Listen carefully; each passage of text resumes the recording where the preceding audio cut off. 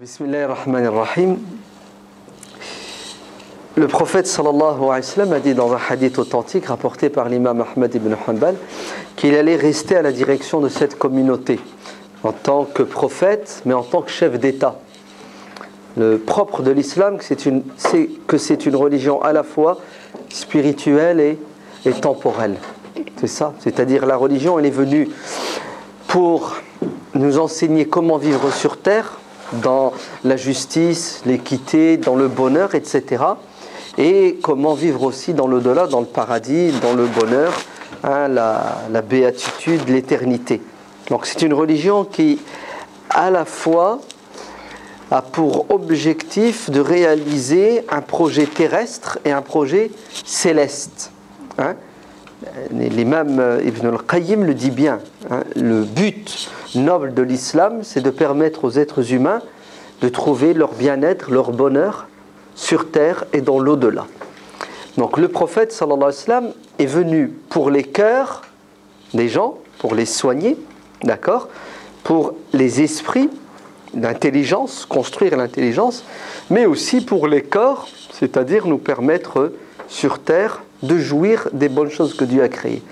C'est pour ça qu'il était messager de Dieu, mais il était chef d'État, il était père, il était mari, c'était un être humain comme les autres, c'était aussi un chef militaire, c'était un juge. Il a joué tous les rôles pour qu'il nous serve d'exemple dans tous les domaines. C'est pour cela, à peine le prophète décède-t-il, après 23 ans de transmission du message, que ses compagnons prennent le flambeau et continuent le travail. Ils le continuent dans le domaine politique, puisqu'ils vont créer l'empire musulman. Ainsi le prophète sallallahu alayhi wa sallam a dit « Je vais rester prophète jusqu'à ce que Dieu décide de me rappeler vers lui ». Il est resté prophète 23 ans. Et après sa mort, les musulmans vont choisir son successeur. En arabe, le successeur, on dit El Khalifa. Khalafa veut dire succéder à, remplacer, venir après. Ainsi, celui qui va succéder au prophète dans la direction des affaires de ce bas monde, de la communauté, après avoir été choisi, s'appelle Abdullah, c'est ça, ou Uthman ibn Abi Quhafa, c'est-à-dire le grand Abu Bakr as-Siddiq. Abu Bakr as-Siddiq, le premier à avoir cru au prophète, le premier à avoir soutenu le prophète. D'ailleurs, il deviendra son beau-père, puisque le prophète se mariera avec sa fille Aïcha, radiyallahu anha, va être désigné par les musulmans comme le calife. Retenez ce terme, calife. C'est quoi la différence entre un calife et un roi? Omar ibn al-Khattab radiyallahu anhu pose la question à un compagnon, Abu Moussa al-Ash'ari, si ma mémoire est bonne. Omar dit à Abu Moussa, comment est-ce que vous me considérez? Est-ce que vous me considérez comme un calife ou comme un roi? Et Abu Moussa lui dira, tout dépend de ta gestion des finances de l'État. Si tu prends l'argent aux riches et tu le distribues aux pauvres, sans rien mettre dans ta poche, tu es un calife. Mais si tu prends l'argent aux pauvres et tu le mets dans ta poche, tu es un roi. C'est-à-dire un roi, à l'époque, c'était en référence aux rois perses, aux rois romains qui étaient des tyrans, qui étaient des profiteurs. Donc, Omar ibn al-Khattab voulait savoir dans quel camp est-ce qu'il était. Il a sondé plus ou moins ce compagnon. Tu seras un calife, c'est-à-dire quelqu'un qui dirige à la lumière du Coran, à la lumière de la religion, si tu gères l'argent de la communauté comme il se doit. Si tu es un voleur, un profiteur, c'est ça, si tu fais de l'évasion fiscale, si tu fais profiter tes proches aux dépens des autres, tu es un roi au sens négatif du terme, Dieu dit dans le Coran, Innal muluka idha dakhalu qaryatan. Aïe, aïe, aïe, aïe. Ouais. La plupart des rois, quand ils s'installent quelque part, généralement c'est par la force, vous savez ce qu'ils font?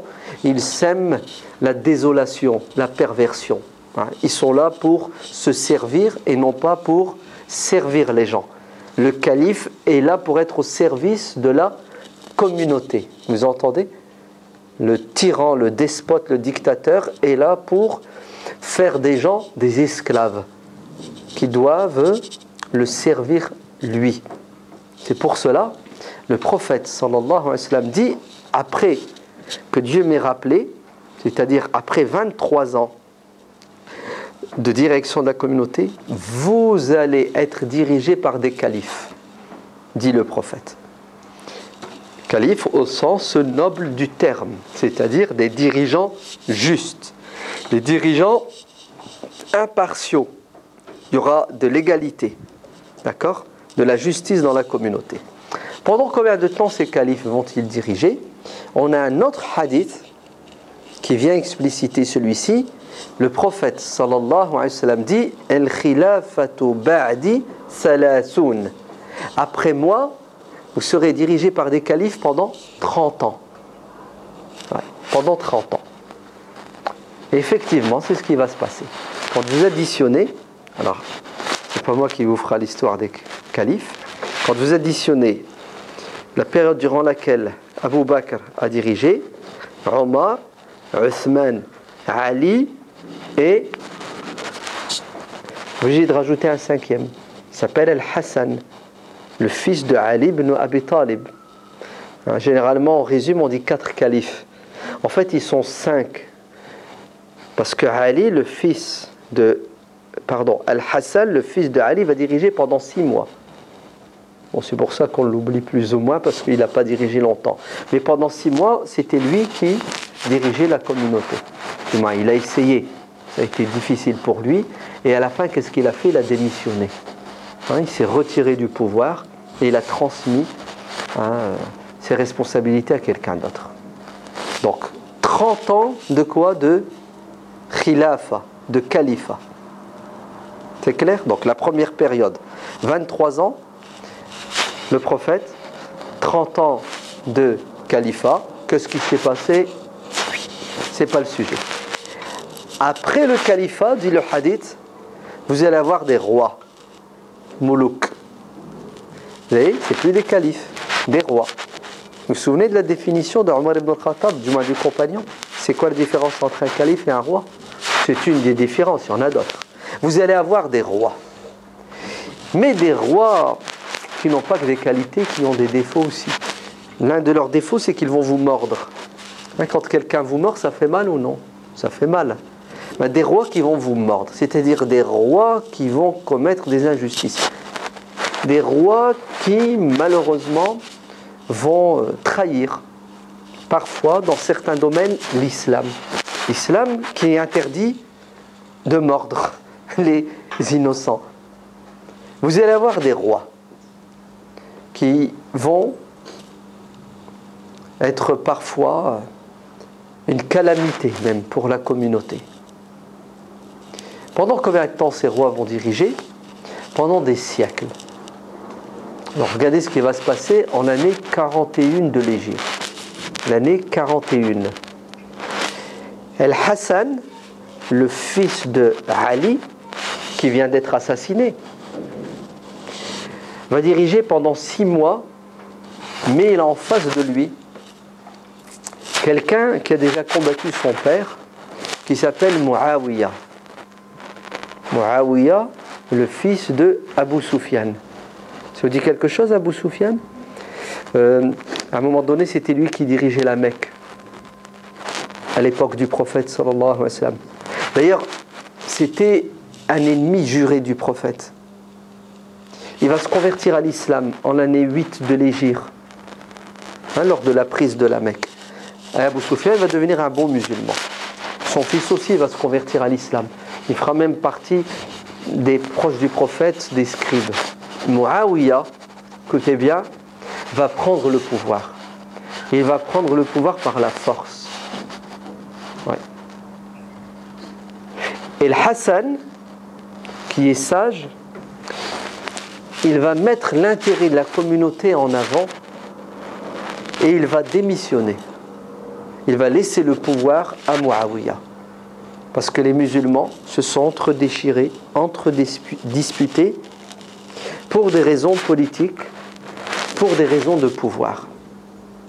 En sachant que Ali ibn Abi Talib, c'était lui le vrai calife, c'était lui qui dirigeait la communauté, mais d'autres vont s'opposer et ils vont utiliser la violence, ce qui est désolant. Les musulmans n'ont pas su à ce moment-là régler leurs problèmes à travers la discussion, à travers le dialogue. Ou tout simplement, pour dire la vérité, ils n'avaient pas atteint la maturité politique que nous avons aujourd'hui, par exemple en France. Ouais. En France, quand on n'est pas d'accord, qu'est-ce qu'on fait? On vote. Et une fois qu'on a voté, la majorité dirige et la minorité se soumet. Et si elle n'est pas contente, la minorité, et c'est vrai qu'elle ne l'est pas, elle attend la prochaine échéance. Et qu'elle travaille le peuple pour le convaincre qu'elle a raison et le peuple choisira la minorité. Malheureusement, encore aujourd'hui dans les pays musulmans, ils n'ont pas cette éducation politique de dialogue, d'échange, et ensuite on tranche à travers le vote. D'ailleurs, les pays musulmans, la plupart sont dirigés par qui? Par des rois, des pseudo-présidents élus à 99, ils ont mis de l'eau dans leur thé depuis quelques années. Ils n'osent plus gagner à 99,9. Donc 99,6, 0,2. Il y a une petite opposition, 0,8. Des dictateurs, des despotes, mais en tout cas, on est sûr et certain qu'ils n'arrivent toujours pas à quoi? À sortir de cette mentalité, on va lui donner un nom, satanique.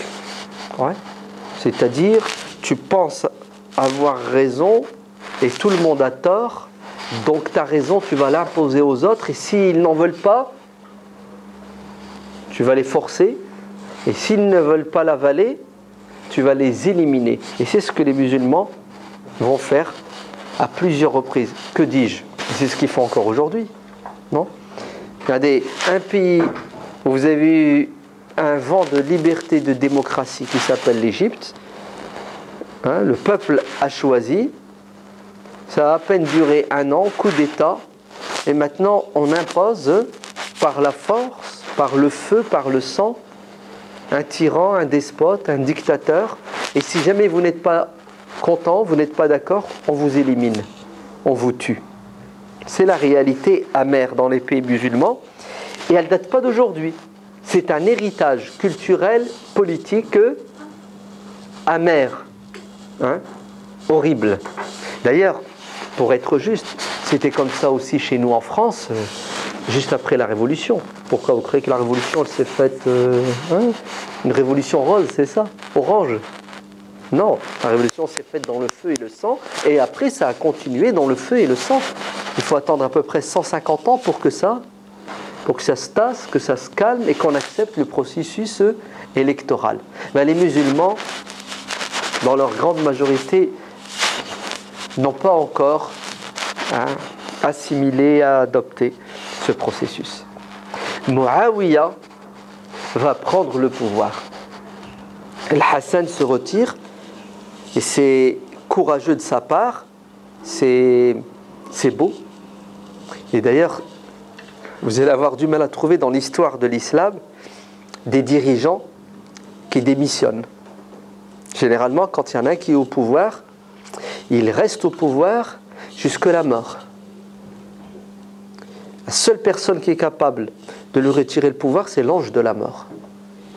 Ou un coup d'État, c'est-à-dire un tyran qui se fait renverser par un autre tyran. Mais le Hassan, de son propre chef, qu'est-ce qu'il fait? Il se retire et il remet la responsabilité à qui? À quelqu'un d'autre. Il dit, garde-la, à toi d'assumer. D'ailleurs, la responsabilité, c'est quoi? Diriger, c'est quoi? C'est une lourde responsabilité. Celui qui court après alors qu'il n'est pas capable d'assumer, il n'est pas compétent, regrettera sur terre et dans l'au-delà. Ouais. Le prophète sallallahu alayhi wa sallam dit, la responsabilité est un fardeau. Ouais. Et le jour de la résurrection, pour beaucoup de gens qui n'ont pas su l'assumer, ce sera une honte et une opprobre. Khizyun wa nadama, un regret, tu vas te mordre les doigts. Donc, la responsabilité, il faut la prendre à condition d'être à la hauteur, de se sentir capable. Ou, vous savez, la meilleure des choses, c'est quoi? C'est d'attendre et on vous la remet et vous l'acceptez à contre-cœur, ouais, et vous faites aider par le maximum de personnes en distribuant, en répartissant les postes, parce qu'un homme tout seul, il a beau être le plus intelligent des intelligents, il ne peut pas régler les problèmes de l'humanité. Déjà, on a du mal avec une femme et des enfants, c'est ça, quand on est responsable. Nous, par exemple, les hommes, et une femme skina, s'occuper de son mari, de ses enfants et de sa maison, c'est dur. Alors, qu'est-ce que vous pensez de s'occuper de millions de familles? C'est 100 fois plus dur. C'est pour cela, le prophète sallallahu alayhi wa sallam a dit, lorsque Dieu veut du bien d'un chef, il lui donne un entourage qui est à la hauteur pour l'aider. Bitanatun saliha, c'est-à-dire des ministres, des conseillers. Et lorsque Dieu veut du mal d'un dirigeant, parce qu'il est mauvais, qu'est-ce qu'il a autour de lui? Des voyous, de la racaille, ouais, des gens malhonnêtes qui l'aident à détruire le pays. Donc, en l'année 41 de l'Hégire, on passe d'un régime qui s'appelle le califat à un régime qui s'appelle la royauté. Appelez-la tout simplement la monarchie. Et une monarchie héréditaire. Désormais, à partir de maintenant, vous savez ce qui va se passer dans le monde musulman? Le pouvoir va se transmettre de père en fils, ou de frère à frère, ou à la rigueur d'un cousin à un cousin. Mais ça reste toujours dans la famille. C'est pas sera au pouvoir le plus compétent, le plus pieux. Non, non, non, non. Le pouvoir sera remis à qui? À celui qui plaît aux despotes, aux dirigeants. Et c'est à ce moment que naît une dynastie qu'on appelle les Omeyyades. Ouais, en français, on dit Omeyyades. D'accord? Alors, en arabe, on dit Amawiyoun.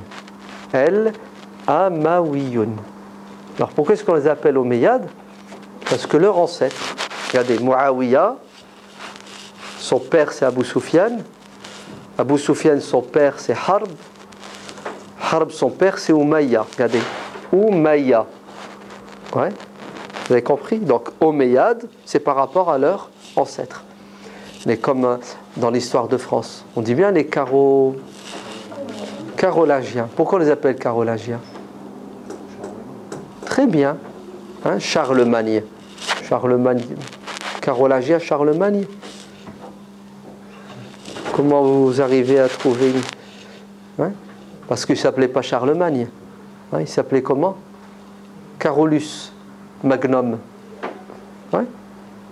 Charles, Carolus, Magnum, le grand. Charlemagne. D'accord? Donc les descendants de Charlemagne, ceux qui ont dirigé la France à un moment donné, on les appelle les Carolingiens. Ben, c'est la même chose. Le monde musulman va être dirigé de l'année 41 jusqu'à l'année 132. Ouais, jusqu'à l'année 132. Par les Omeyyades. C'est clair? Qu'est-ce que va faire Muawiyah? Il va être calife pendant 20 ans. Calife. Vous avez vu l'erreur? Il va être roi. Donc les califes sont enterrés. Ils sont au nombre de 5. Maintenant, nous allons parler de roi. Ok? Muawiyah va être le premier roi. Pendant 20 ans, il va diriger en tant que roi. Et avant de mourir, il a pris de l'âge, il va céder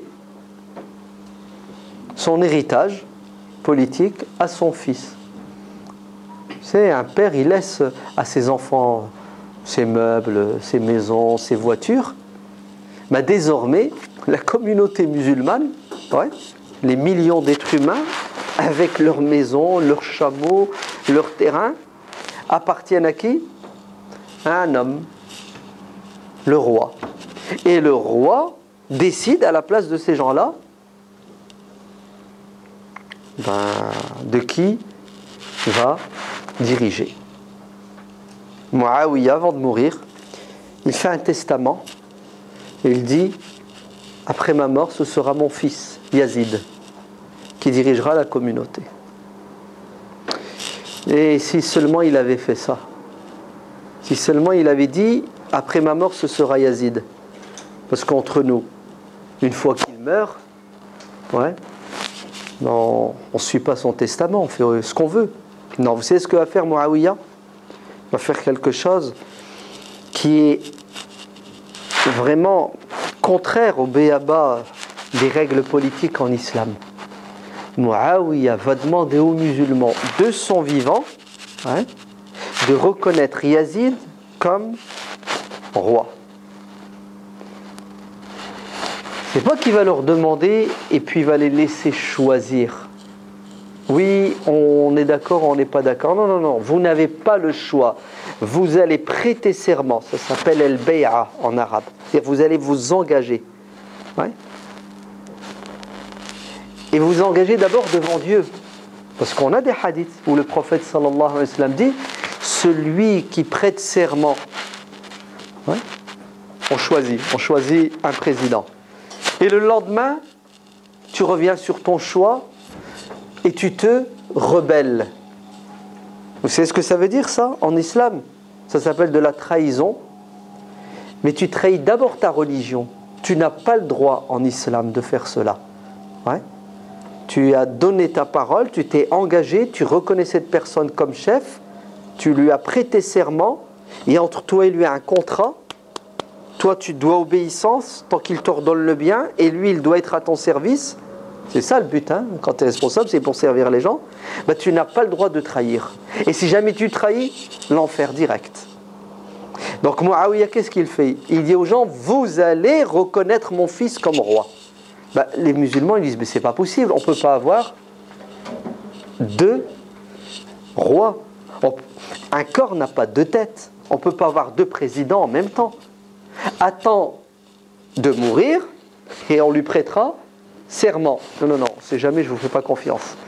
Ouais. Vous allez tout de suite, de mon vivant, vous engager. En fait, on dirait aujourd'hui, il a fait des élections présidentielles, les a organisées, les a imposées, alors qu'il est président. Attendez, monsieur le président, pourquoi vous voulez qu'on vote pour un président alors que vous êtes déjà président? Oui, non, non, anticipez. Vous allez voter maintenant pour un deuxième président qui va me remplacer une fois que je serai mort. Waouh, c'est pas un truc de ouf? Eh oui, c'est pour ça les compagnons du prophète sallallahu alayhi wa sallam, qui sont vivants, hein, du moins pas tous, mais certains vont s'opposer. Ils vont dire: c'est contraire au béaba de l'islam politique, c'est n'importe quoi ce que tu fais, Muawiyah. Bah, vous savez ce qu'on va utiliser pour faire taire les gens? C'est simple, la force. Ouais. Celui qui refuse, la prison, la torture, la pression matérielle. Non, il y a mieux que tout cela. L'élimination physique. Ouais. Donc, il y a une opposition. L'opposition est vite étouffée. Bon, je reviendrai sur tout ça avec un peu plus de détails plus tard. Suivez-moi. Muawiyah décède, son fils le remplace. Ouais. Et Yazid prend le pouvoir. Bon, je vais aller plus vite, après on reviendra. De l'année 41 à l'année 132, le pouvoir est transmis de père en fils, de frère à frère, de cousin à cousin, dans cette famille qu'on appelle les Omeyyades. Parmi eux, vous aurez des rois très bons, comme le grand Omar ibn Abdelaziz. l'arrière-petit-fils de Omar ibn al-Khattab. Ouais, le top du top, vous ne pouvez pas faire mieux. D'accord. D'autres moins bons, mais très bien. Sulayman ibn Abdul Malik, par exemple. Ouais, ça va. Et vous en aurez certains qui seront mauvais. Voire même très mauvais. Ce Yazid, là, c'était un alcoolique. Ouais. C'était un... Allez, tous les livres d'histoire sont d'accord pour dire que c'était un délinquant. Dans tous les sens du terme. Vous vous rendez compte? C'est qui dirige la communauté. Ouais. Dans les débuts de l'islam. Les Omeyyades. Après, je vous parlerai de le bien qu'ils ont fait. Ce sont les Omeyyades qui ont construit, après les califes, qui ont fini... Non, l'empire musulman ne cessera de se développer. On parlera d'eux. On mettra en évidence leur bon côté, leur mauvais côté. C'est ça, la balance. Le plus et le moins. Voilà ce qu'ils ont fait de bien. On les applaudit, on prie pour eux. Voilà les erreurs qu'ils ont commises. Que Dieu leur pardonne. Et nous n'avons pas à reproduire leurs erreurs. C'est ça qui est important. Ok ? Les Omeyyades vont être renversés. Il va y avoir un coup d'État. Vous entendez, un coup d'État. Ça ne date pas d'aujourd'hui. Hein. Si, il a des ancêtres. En l'année 132, une nouvelle dynastie s'installe dans le monde musulman. On les appelle les Abbassides. Abbassides. A-B-A. Ouais, Abbassides. En arabe, on dit El-Abbasiyoun. Abbasiyoun. Ça fait référence à quoi, Abbaside? Ça fait référence donc à un homme qui s'appelle El-Abbas. C'est qui l'Abbas? Vous connaissez? Non? C'est pas l'aveugle. L'aveugle? Oui. Vous êtes bien trompé. L'aveugle qui est cité dans le Coran? Abdullah ibn Ummi Maktoum. Ouais. Non, mais en fait, vous n'êtes pas trompé. Je vous ai induit en erreur. Ou non, même pas. Vous êtes intelligente. Vous avez compris le terme Abbas. Abassa. Ouais. Abassa wa tawalla. La sourate s'appelle comme ça, Abassa. En fait, l'Abbas, c'est celui qui Abbas en permanence. Alors, Abassa veut dire froncer les sourcils. Ouais. C'est ça. Donc, El-Abbas, c'est celui qui fronce ses sourcils. Oui, c'est un prénom, d'accord? Donc, oui, vous n'avez pas tout à fait tort quand vous avez fait ce rapprochement. El-Abbas, c'est l'oncle du prophète, sallallahu alayhi wa sallam. Ouais. Le prophète, vous savez qu'il avait 8 oncles. Hein? 8 oncles. Son père, Abdullah, il avait 8 frères. Non, vous ne l'avez pas encore fait dans la vie du prophète, la sira? Vous allez le faire bientôt. Hein, le père du prophète, Abdullah, c'est le 9e d'une fratrie. Donc El-Abbas, c'est un oncle du prophète. D'ailleurs, qui va se convertir à l'islam et qui sera aux côtés du prophète. Comme le prophète a eu un autre oncle qui s'appelle Abu Talib, qui va le défendre, mais ne se convertira pas à l'islam. Puis il en avait un, c'était un diable. Vous le connaissez celui-là par contre? Non, pas Abu Jahl. Abu Jahl, c'est pas son nom. Abu Lahab. Ouais, d'accord? La sourate Tabbat Yada Abi Lahab. Abu Lahab, c'est un oncle du prophète. Donc, quand on dit les Abbassides, c'est parce que ceux qui vont faire le coup d'État et le premier calife qui va diriger, quand vous faites son arbre généalogique, c'est un tel, le fils d'un tel, le fils de Abdullah ibn Abbas, d'accord? Abdullah, c'est le cousin du prophète, et Abbas, c'est son oncle. Ça va? Vous arrivez maintenant à vous situer? Très bien. Et d'ailleurs, les Abbassides, pourquoi est-ce qu'ils ont fait un coup d'État? Parce qu'ils considéraient les Omeyyades comme injustes, ils trahissent l'islam, et en plus, nous sommes les descendants du prophète. Nous sommes la famille du prophète, nous les Abbassides. On est les cousins du prophète. Donc nous sommes plus à même à diriger. Ouais. Et d'ailleurs, qu'est-ce qui va se passer? Il va y avoir de plus en plus un courant qui, certes, à l'origine était... Non, en fait, il n'a jamais été religieux. Il a toujours été politique, mais la religion l'a accompagné. C'est le Coran chiite. Ouais. Alors, parenthèse oblige. Vous êtes prêts? Ça, vous allez bien comprendre. Quand les Omeyyades ont pris le pouvoir, il y en a qui étaient contre. Muawiyah ibn Abi Sufyan, quand il a cédé le pouvoir à son fils, il y en a qui étaient contre. Parmi les gens qui étaient contre, Al-Hussein. Hein? Al-Hussein. Hussein, ça veut dire quoi, Hussein? Hussein, c'est le petit Hassan. Hein? Hassan, le prénom Hassan. Si vous voulez le diminuer à diminutif, le petit Hassan, en arabe on dit Hussein. D'accord? Al-Hussein, c'est le frère de Hassan, qui sont tous les deux les petits-fils du prophète, sallallahu alayhi wa sallam. Fatima, la fille du prophète, a eu des enfants, parmi ses enfants, 2 garçons. Al-Hassan et Al-Hussein. Al-Hassan, on a déjà parlé de lui, on a dit qu'il s'est retiré, il a laissé le pouvoir. Al-Hussein, c'est ce qu'il va faire? Il ne va pas accepter la tyrannie, la dictature. Il va se soulever contre Muawiyah, mais surtout contre Yazid, son fils.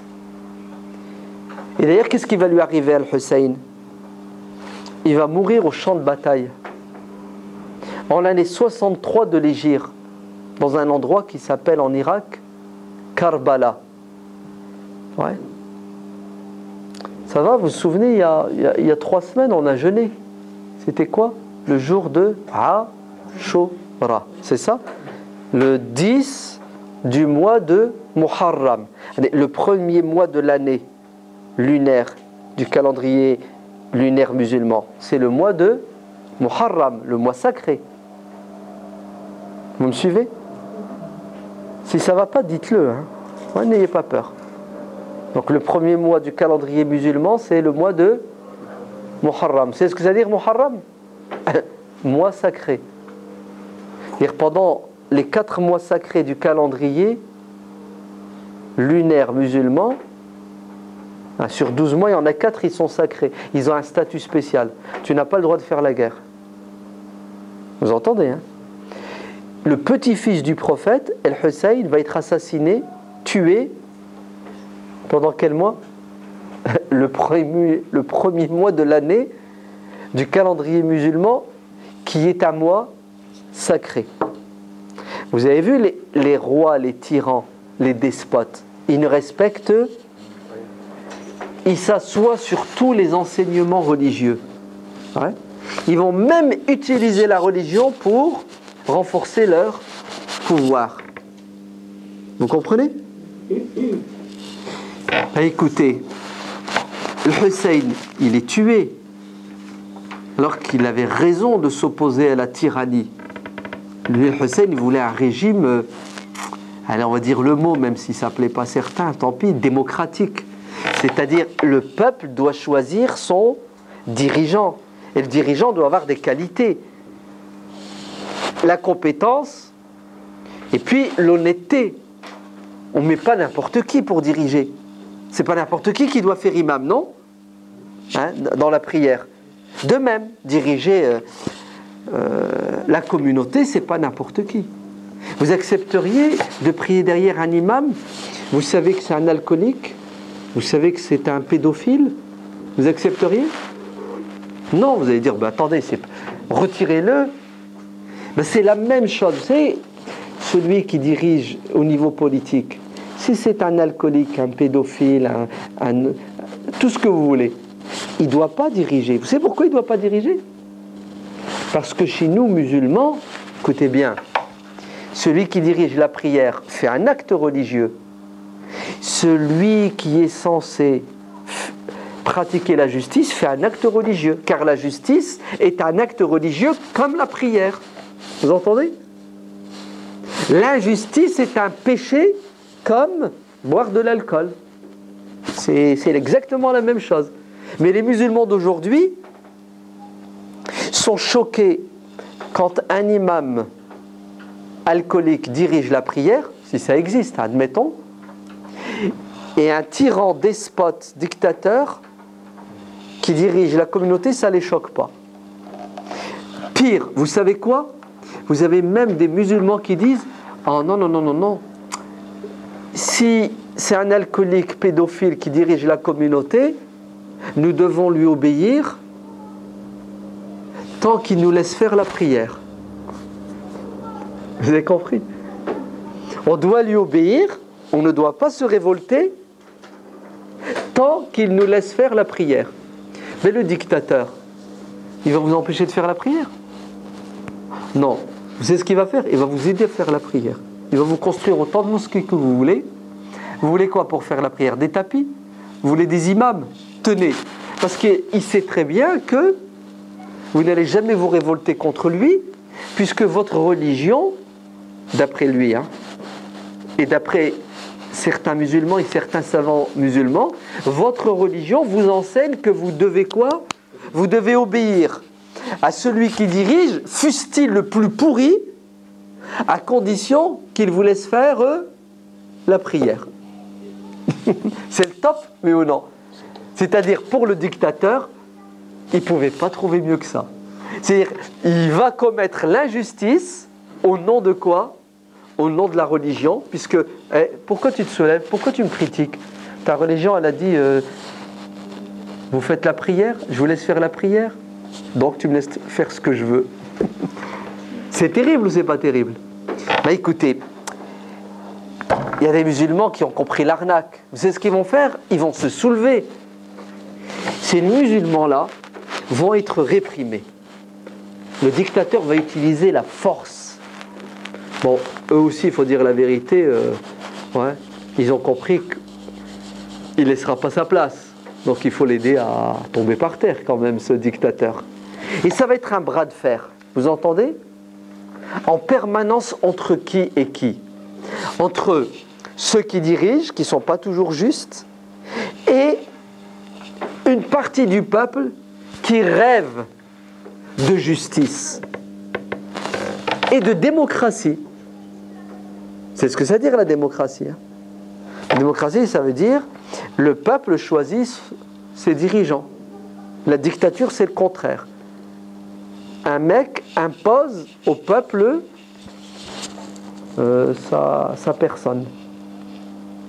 Parce qu'il y a des musulmans qui disent « Oh non, la démocratie, c'est du kufr. » C'est ça? C'est de la mécréance, c'est du shirk, c'est du polythéisme. Parce qu'en islam, le pouvoir appartient à qui? Comment? Voilà. Le pouvoir appartient à... C'est ça? Le pouvoir appartient à Dieu. C'est ce que disent certains musulmans. Le pouvoir appartient à Dieu. C'est ça? Allez, ça veut dire quoi, le pouvoir appartient à Dieu? C'est-à-dire c'est Dieu qui doit descendre du ciel, et puis aller à l'Élysée ou à Matignon et diriger le pays. C'est ça que ça veut dire, le pouvoir appartient à Dieu. Astaghfirullah. C'est grave, vous entendez? Là, on est en train de parler de la gestion de la société, d'un pays, et le pouvoir appartient à Dieu. Donc, on reste les bras croisés, on attend. Dieu, vas-y, tu as les pouvoirs, dirige. Vous comprenez? Ça n'a aucun sens de dire ça. C'est évident que Dieu est tout-puissant, c'est évident que Dieu gère le monde. On le sait. Dire le contraire, ça serait de la mécréance. Mais vous savez, les êtres humains sur Terre, ils doivent s'auto-gérer. C'est pas Dieu qui va gérer à leur place. N'est-ce pas? Ils font comment pour gérer leurs affaires? C'est comment ils font? Ils ont deux solutions. Soit un dictateur qui a les pleins pouvoirs, et là c'est plus Dieu, qui a le pouvoir, c'est un dictateur, et à ce moment-là, il fait les lois qu'il veut et il impose les lois qu'il veut, c'est ça? Ou soit le peuple choisit des gens qu'il met au pouvoir et qui devront appliquer la loi de Dieu. Vous avez vu la différence? Et si nous choisissons des dirigeants qui vont appliquer la loi de Dieu, qui est la justice, là vous pouvez dire que c'est Dieu qui dirige, via des personnes que nous avons choisies. Vous allez me dire, oui mais le dictateur, lui aussi va appliquer la loi de Dieu. Oh là là, j'étouffe. Un dictateur qui applique la loi de Dieu. Déjà il est dictateur, il ne peut pas appliquer la loi de Dieu. Déjà il est roi. Comment voulez-vous qu'un roi applique la loi de Dieu? Puisqu'il va imposer qui? Son fils. Ouais. C'est-à-dire il ne respecte même pas la volonté du peuple. Alors, vous savez ce qui va se passer? Écoutez bien. Durant le califat pardon, oh là là, quelle erreur. Durant la royauté des Omeyyades, il va y avoir des révolutions en permanence. Et parmi ceux qui se révoltent, les descendants de la famille du prophète sallallahu alayhi wa sallam. Vous savez comment on dit en arabe les partisans d'eux? Ceux qui tiennent avec, en arabe, le terme arabe. Écoutez bien, Shia. Par exemple, si je me présente aux élections, vous me soutenez. Ouais. Vous êtes mes partisans, c'est ça? Regardez comment je vais vous appeler. Vous êtes Shi'ati, c'est-à-dire vous êtes mes partisans. Vous comprenez d'où vient le mot chiite maintenant? Le terme chiite. Le terme chiite signifie ceux qui, les partisans de. De qui? Les partisans de Al-Hussein. Le fils d'Al-Hussein. Les descendants d'Al-Hussein. Qui ont toujours aspiré à diriger la communauté. Vous entendez? Les descendants d'Al-Hussein ont toujours eu l'intention de diriger la communauté. Pourquoi? Pourquoi ils ont cette intention et ce souhait de diriger la communauté? Parce qu'ils considèrent que les Omeyyades sont injustes. Parce qu'ils considèrent que les Omeyyades trahissent une partie de la religion. Donc, on va les appeler les opposants. Ils sont dans l'opposition. Vous me suivez? Malheureusement, les Arabes, au lieu de régler leurs problèmes avec la discussion et le vote, comment est-ce qu'ils règlent leurs problèmes? Avec l'épée, avec les armes. Ils aiment bien se tuer, se tirer dessus. Vous me suivez, hein? Les Abbassides, écoutez bien, les Abbassides, qui sont-ils? Des gens qui critiquent les Omeyyades, des gens qui mettent le doigt sur ce qui ne va pas dans la direction de l'empire Omeyyade. Mauvaise distribution des richesses, favoritisme, racisme. Oui, les Omeyyades vont avoir une politique raciste. C'est ce qu'a dit raciste. Ça veut dire nous les Arabes et pas n'importe quel Arabe. Les Arabes d'une tribu bien particulière. Les Arabes du Nord. Parce que vous aviez les Arabes du Sud, les Yéménites, et les Arabes du Nord, les Qaïsites. En fait, tous les postes, gouverneurs, préfets, l'administration, elle sera tenue par qui? Par des gens qui font partie de cette tribu-là. Donc les autres sont défavorisés. Mais alors là, si jamais vous êtes un non-arabe, un perse, un berbère, vous comprenez? Un non-arabe, c'est comme les SDF, non, les sans-papiers, les étrangers. Il y a ceux qui ont la nationalité française qui ont tous les droits, puis les autres, eux, ont des droits ce qui est normal. Ouais, vous êtes, vous n'avez pas les mêmes droits, les mêmes avantages. Ça s'appelle al-qawmiya, le nationalisme, d'accord? Tribalisme. Très bien. Les Abbassides vont critiquer les Omeyyades, vont leur reprocher beaucoup de choses, à tort et à raison, on verra par la suite. Et les Abbassides vont faire une proposition. Vous savez laquelle? Nous allons les virer, les Omeyyades, et nous allons prendre le pouvoir au nom de la famille du prophète, sallallahu alayhi wa sallam. C'est-à-dire, nous sommes les descendants. Et nous allons mettre au pouvoir un descendant direct du prophète. Ça va, vous suivez? Effectivement, l'année 132 de l'Hégire, coup d'État. Les Abbassides prennent le pouvoir. Et ils réussissent. Ils réussissent. À nouveau dans le sang. Et ils vont massacrer les Omeyyades. Et tous ceux qui, de près ou de loin, étaient proches des Omeyyades. Et voilà, maintenant nous avons une nouvelle dynastie qu'on appelle les Abbassides, qui va diriger de l'année 132 à l'année 656. Entre parenthèses, vous mettez 715.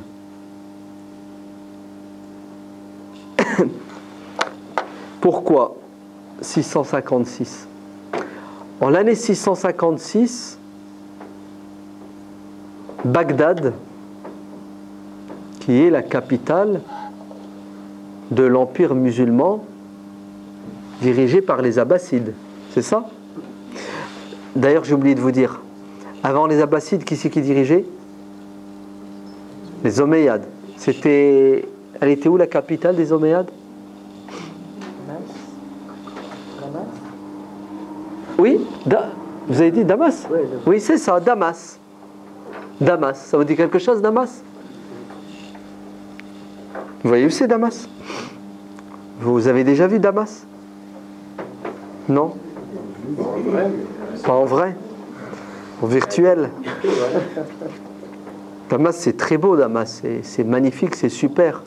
Mais depuis quelques mois, quelques années, là, ça fait 2-3 ans, c'est ça? 3 ans? 3 ans. Damas, c'est presque une ruine, sauf certains quartiers. Mais Damas vit sous les bombes tous les jours, de la dictature et de la tyrannie. Ouais. La Syrie, qui est un joyau, qui a toujours été le berceau de l'islam, est en train d'être rasée, détruite, à cause des dictateurs. Hein. Avant les Omeyyades qui dirigeaient de Damas, qui c'est qui dirigeait les califes? Et les califes, c'était quoi leur capitale? Médine. Médine, effectivement. Donc, Abu Bakr, Omar, Othman dirigeaient à partir de Médine. Et Ali ibn Abi Talib dirigeait à partir de Médine pendant 2 ans. Après, il va quitter Médine, il va s'installer dans une ville qui s'appelle... Qui va trouver? El-Koufa. Ouais. C'est où El-Koufa? En Irak. Très bien. La ville de El-Koufa, en Irak. Ali ibn Abi Talib va déplacer la capitale, s'installe à El-Koufa. Son fils aussi, Hassan, pendant les 6 mois. Et après, Damas. Donc vous me suivez? Médine, El-Koufa, Damas, Bagdad. 656. Bagdad tombe après un siège qui dure des mois. Non, Bagdad est détruite, Bagdad. La population est décimée. C'est un massacre à la tronçonneuse. Qui envahit le monde musulman et détruit tout sur son passage? Les Mongols. Voilà, les Mongols. Et en 656, Bagdad, donc le symbole de l'Empire abbasside, la capitale, tombe. Et d'ailleurs, le calife est assassiné, bien comme il faut. Et les musulmans se retrouvent pendant une période sans calife. Plus de capitale, plus rien.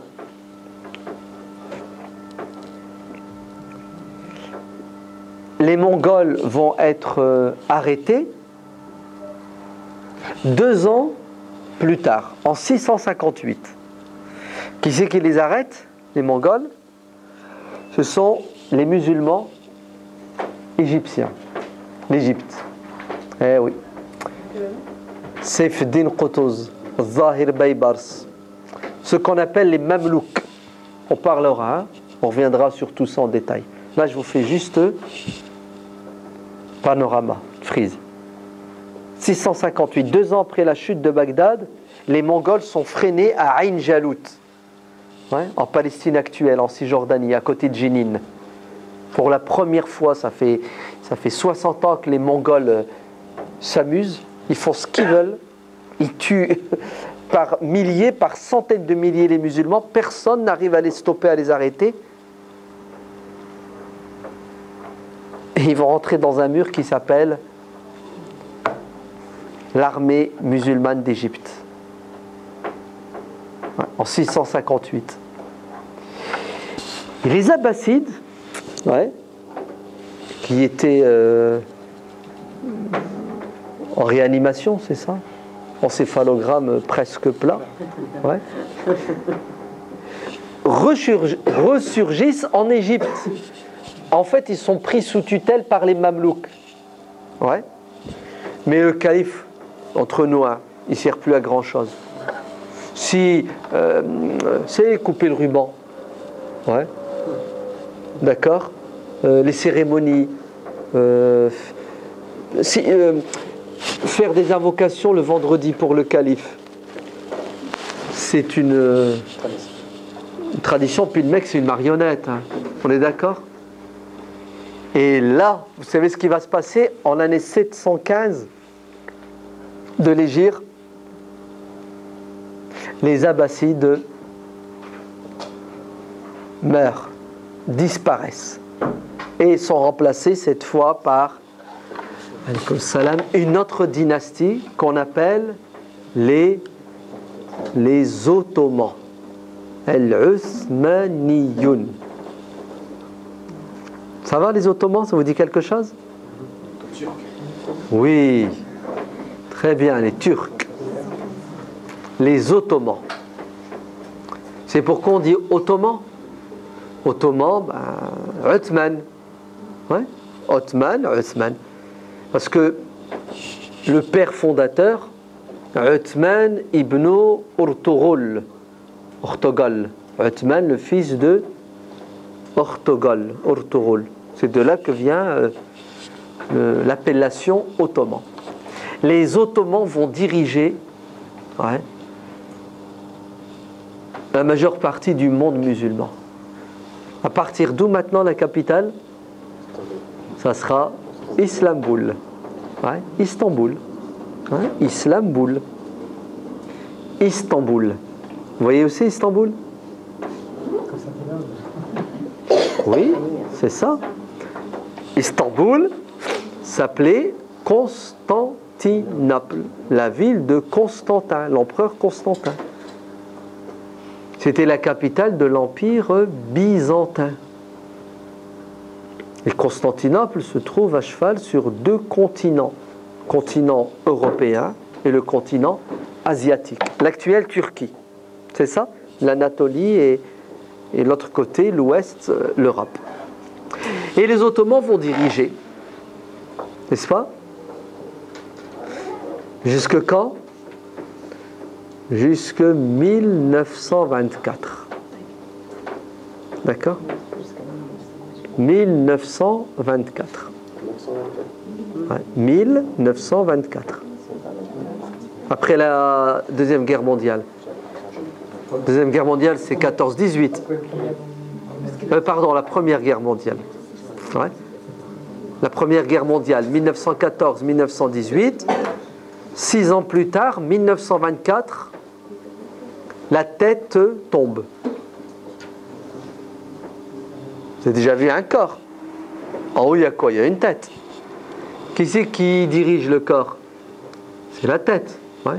Il n'y a pas de tête, il n'y a pas de... Ben écoutez, les musulmans vont perdre la tête.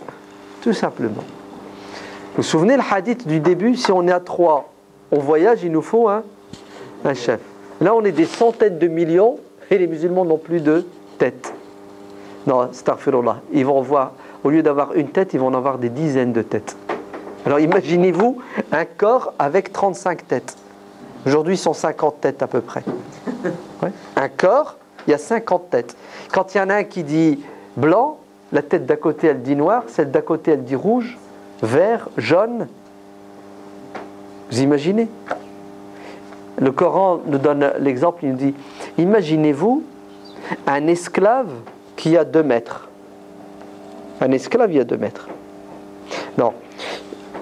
On va parler langage, notre langage à nous, là, 2013. Ouais.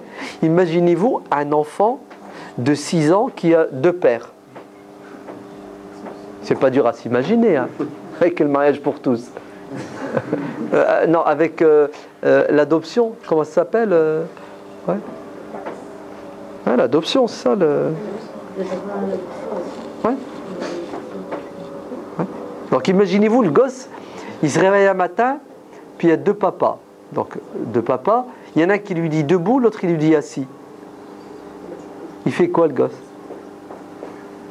Il devient fou, oui ou non? On ne peut pas avoir 2 patrons, on ne peut pas avoir 2 chefs. Dieu dit dans le Coran, s'il y avait 2 dieux dans l'univers. Ouais, s'il y avait 2 dieux. Vous savez ce qui arriverait dans cet univers? Le désordre, le boxon.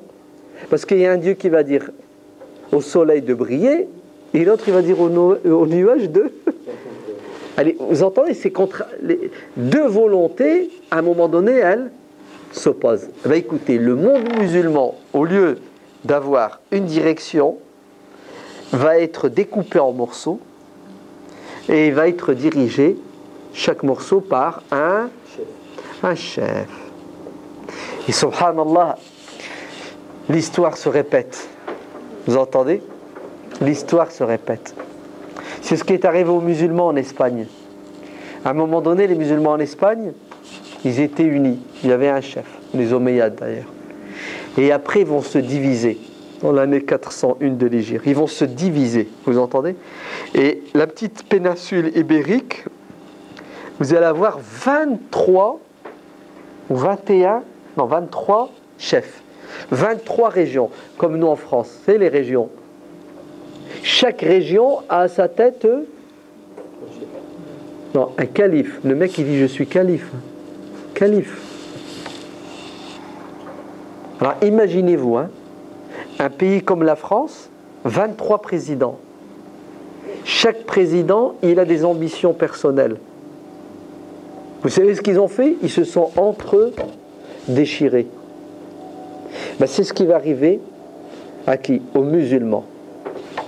L'Empire ottoman disparaît.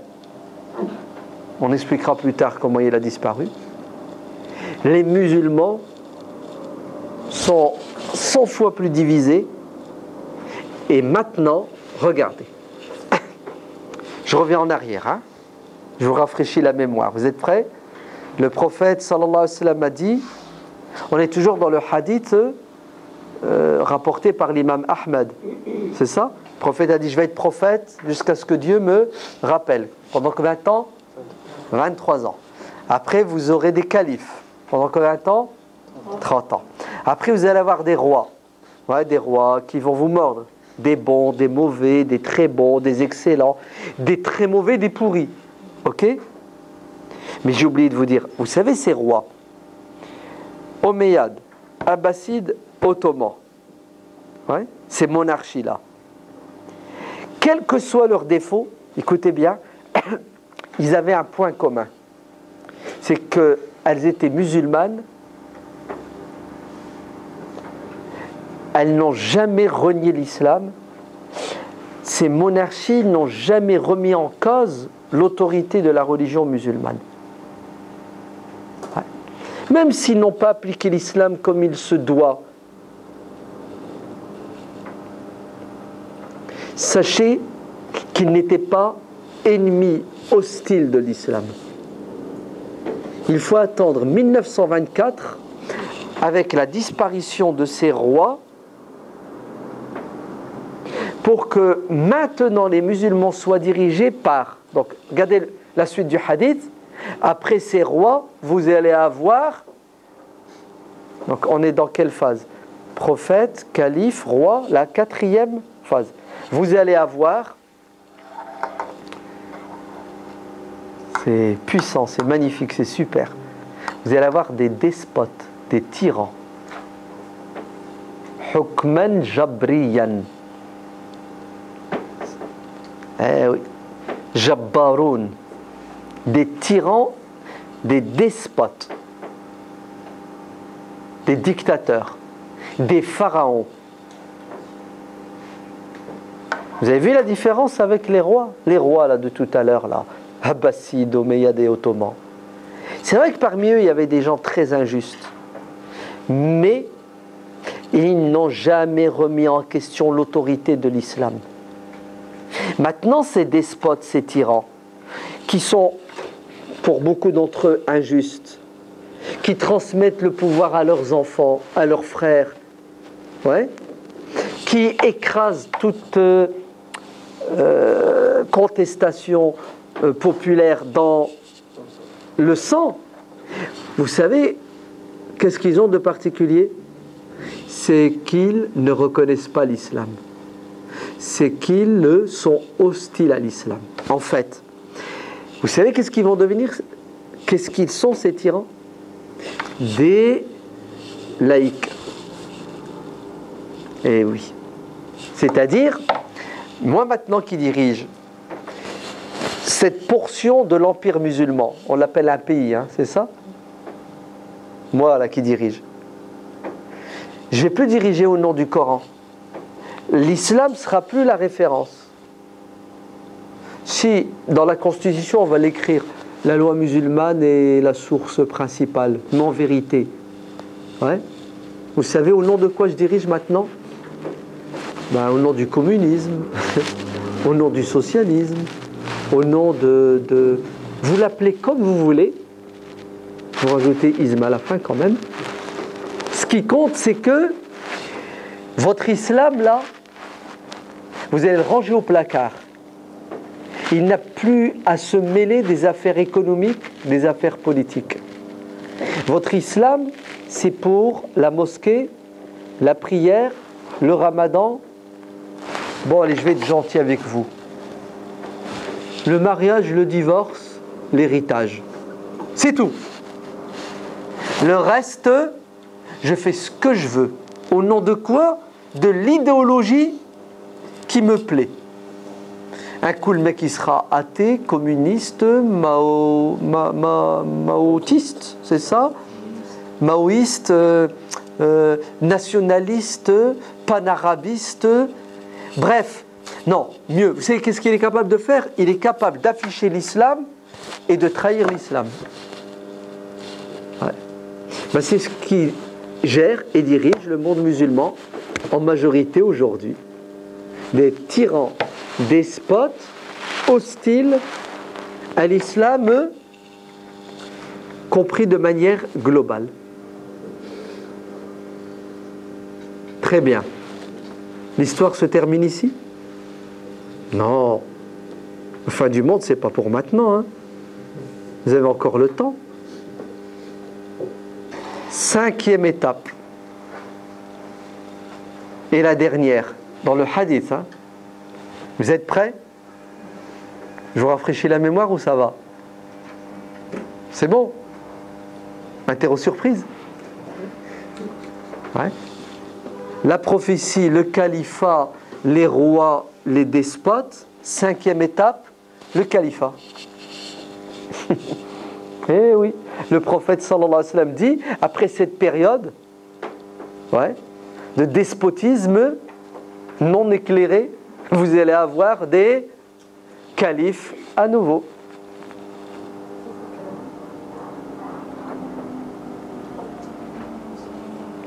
Ça va?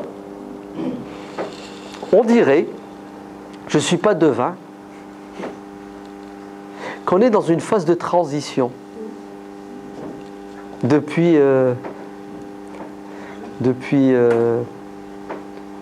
quand? Depuis novembre 2010. C'est quand Tunisie, Bouazizi s'est immolé en place publique et le peuple tunisien s'est soulevé contre eux. Contre qui? Non, contre le tyran. Ouais, comme ça qu'il faut l'appeler. Le tyran Ben Ali. C'est ça, le despote, le dictateur, athée, laïcard, islamophobe. Vous entendez?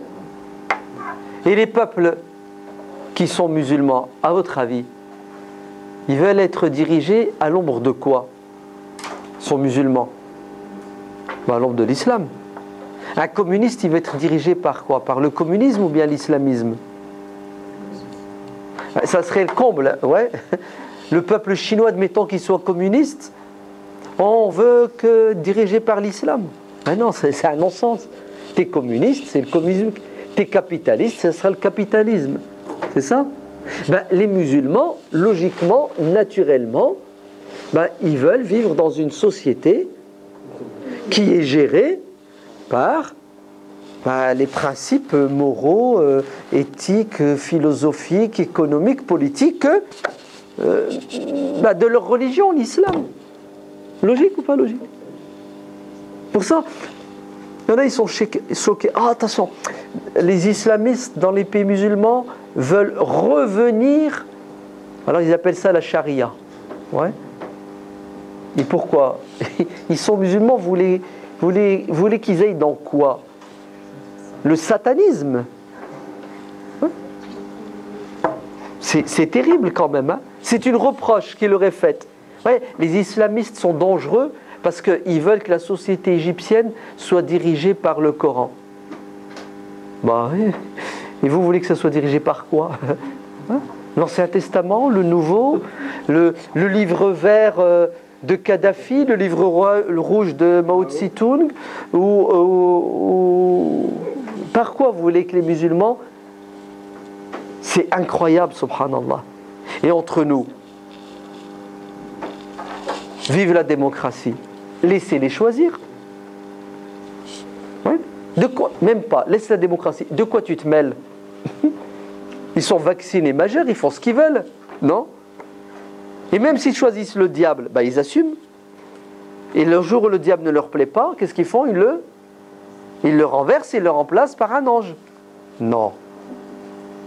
Tout va être fait pour empêcher que les peuples musulmans puissent jouir de leur liberté. Parce que si jamais ils jouissent de la liberté, ils vont choisir, vous savez qui? Abu Bakr Siddiq, Omar ibn al-Khattab. Ouais. C'est le bon sens. Et après, la cinquième période, c'est laquelle? C'est le califat. Et après, c'est quoi? Bon, c'est pas le hadith, il s'est arrêté là. Le hadith s'est arrêté là. Donc, on peut rien dire, on ne connaît pas l'avenir, on n'a pas le droit de... C'est bien d'essayer de savoir se projeter dans l'avenir, mais il y a des choses... non, c'est pas la peine. Occupons-nous du présent déjà, d'accord? Ok? Il y a assez de problèmes